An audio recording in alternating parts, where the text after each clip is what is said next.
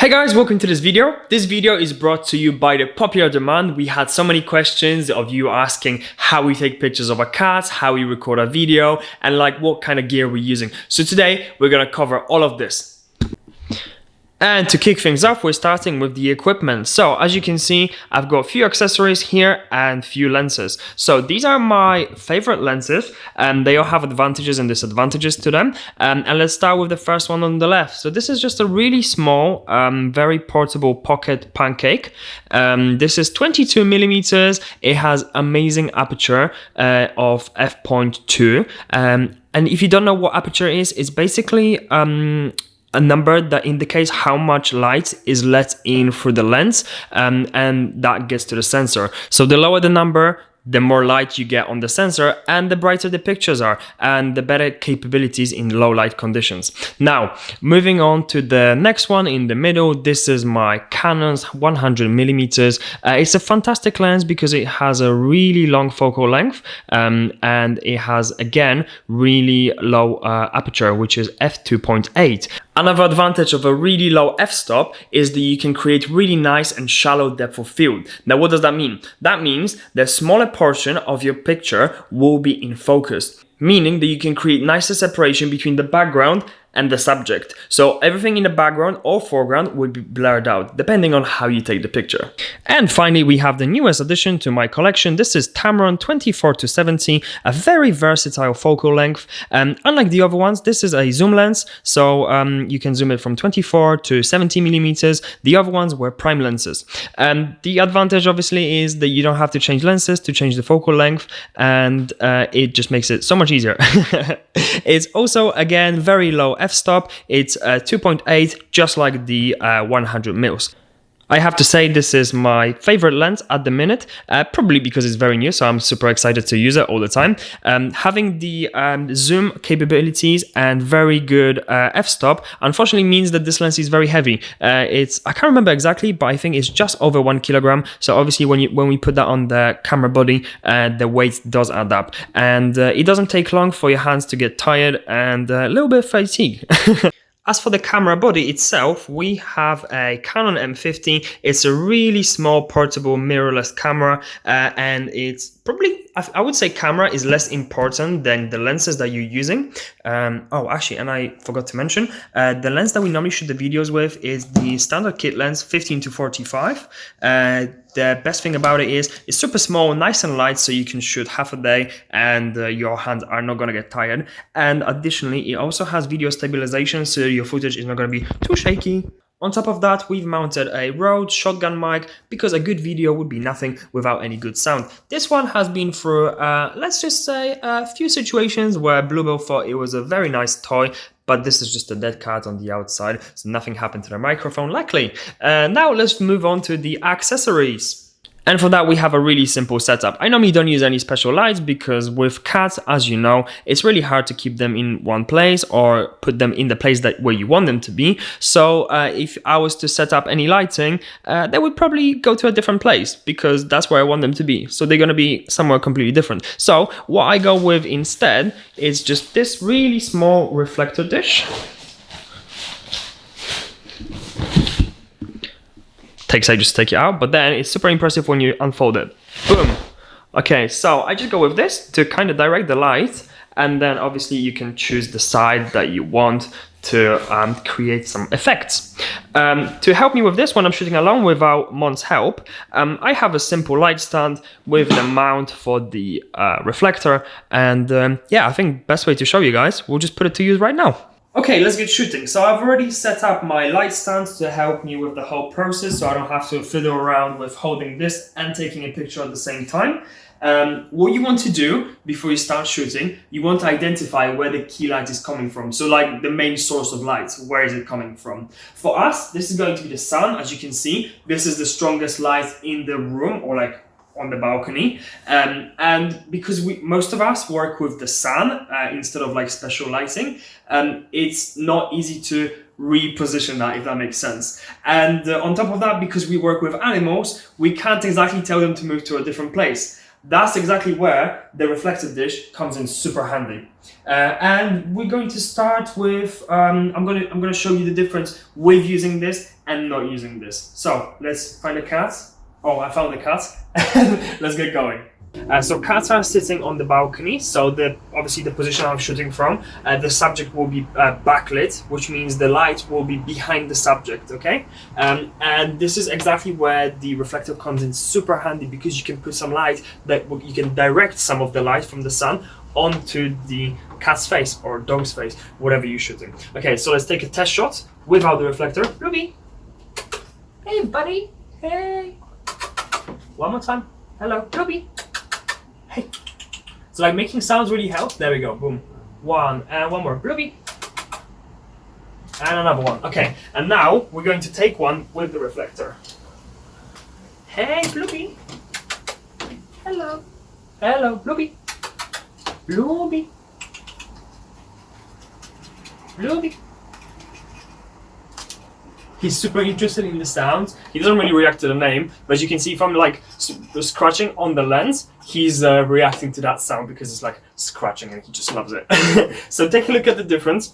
So the main difference you're seeing is probably in the eyes, I would say. And this is obviously what you want to highlight with, well, whatever you're shooting really, if it's humans, if it's cats, dogs, eyes are the main point of interest and the part that you want to highlight, because that's automatically where human attention is drawn towards when we look at the pictures, is the really bright areas on the picture. So that's why if you put the more light on the eyes, they will like pop more and make the picture a lot more interesting. Another advice I can give you: get to the eye level with the subject, because it's for us it's really common to see cats or like dogs on like a really low ground, and if you get really low to like match their height, the pictures get a lot more interesting because it makes them look a lot bigger, and it just makes them pop more. So let's do just that with, I don't know, let's do Pixie. So I just picked up a lid from like a simple container, and I'm planning to like scratch on it to get their attention. As you can see, it's working super well. Hello. Hey, Pixie. Hey, Pixie. She's too interested even. Pixie. So I might not have the best background because obviously Mon's recording and I have some other stuff in the background. I would normally take more time, you know, putting everything in place. But just for the purpose of showing you this will do just fine. Pixie! Hey! What's this? What's this? And that way, you can direct where the cat is looking at. Okay, so we're actually going to put the reflector to the side because we've got a little bit of an overcast, and that's actually perfect for taking pictures. So you don't want them to be taken in complete sunlight, because that's going to create really harsh shadows and really harsh highlights.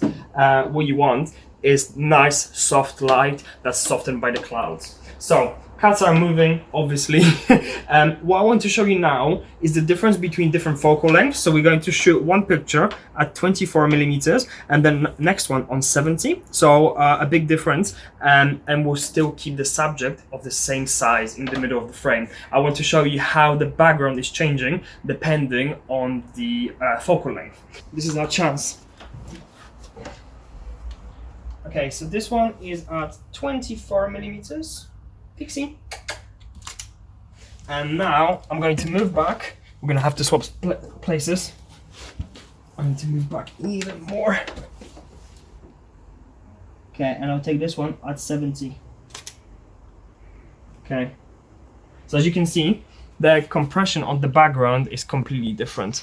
Everything in the background at 70 millimeters gets a lot bigger, and it seems like it's a lot closer to our subject. Where here, it seems more natural at 24 millimeters. So that's how you can change the way your pictures look like. And as you can see, Pixie is roughly the same size. It's just everything around her that's changing. Tip number 75 is to have something right in front of your lens so it gets nicely blurred out of focus. So I'm going to move this cat grass. Hopefully Bluebell sits in one place, and I'll focus on him. Ruby. There we go. And actually, if we go to more of a 70 millimeters, that's going to look even more impressive. There we go. And this is exactly how we achieve this nicely out of focus foreground or background. It's usually a lot easier to blur the background or foreground at longer focal lengths, so like 70 or 100 millimeters. It's a little bit harder to do at the shorter lengths, like 24, for example. And there is really no like rules on how to do this. Like even like the most random objects will do. So we'll take this spray bottle and we can achieve exactly the same effect. So if I put this in front of my lens and shoot this guy,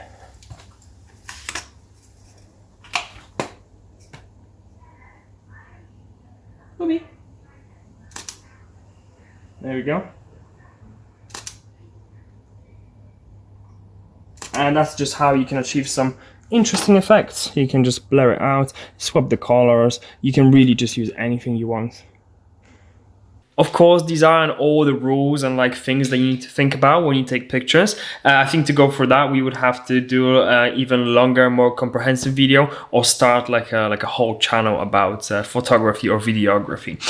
What I do want to show you though is a couple pictures that I've taken the other day that show the same principles. So this is Bluebell being backlit, so the sun was on his top right corner from behind, and as you can see, his face is a little bit dark. Of course he's cleaning, so he's got his eyes closed, but then if we look at the same picture taken from the same spot with the reflector, you can see there is so much more highlights on the face, and it just makes it so much more interesting, I think.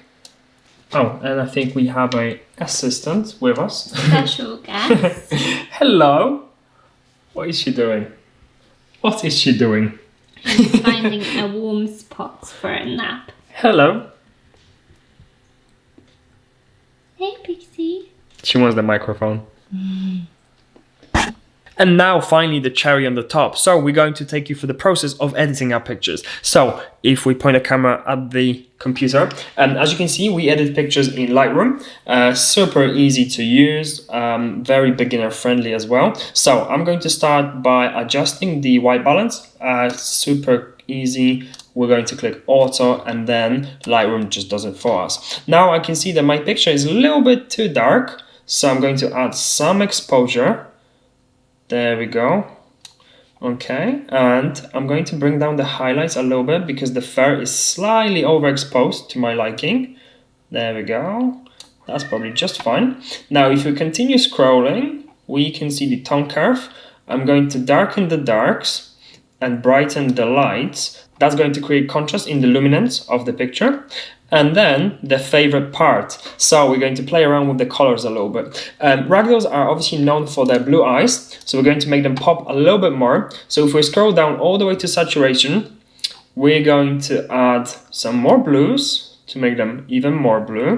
And I personally don't like the yellow tone to the whole picture, so we're just going to reduce the saturation for the yellows. And just take a look how the entire picture just changed instantly. So that's a really, really easy trick to take away the yellow tone without affecting all the other colors, so without affecting the white balance. Now, if we go to the luminance for the blues, if you just add a touch more, it makes the eyes pop even more. Okay, scrolling down, because we're using a camera, we can also enable the profile correction. That's going to adjust the vignetting through the lens. There we go. That's our picture ready. Now, quickly crop it. As we know, Instagram is 4x5. That's the biggest picture you can squeeze in there. I'm going to adjust it so the eye of the cat is just on the cross lines because that's where human attention is drawn to first, and that's going to create the biggest impact. Quickly press done. There we go. That's our picture ready for export. and the battery is dying, so we'll change the battery and we'll be back.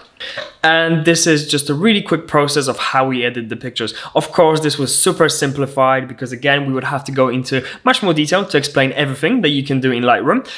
But the app is super simple. And actually, on that note, you do get the app on the phone as well. So Mon, for example, edits the pictures on her phone most of the time. I much prefer the laptop. I feel like you get more control. And speaking of control, the program is super good comparing to, like, I don't know, if you edit with just Instagram and like add filters and stuff, because you can control the colors selectively.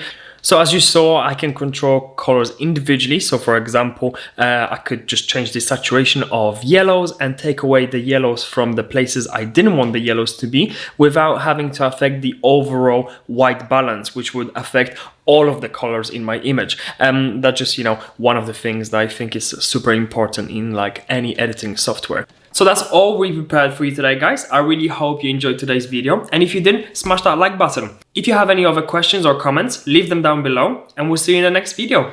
Bye.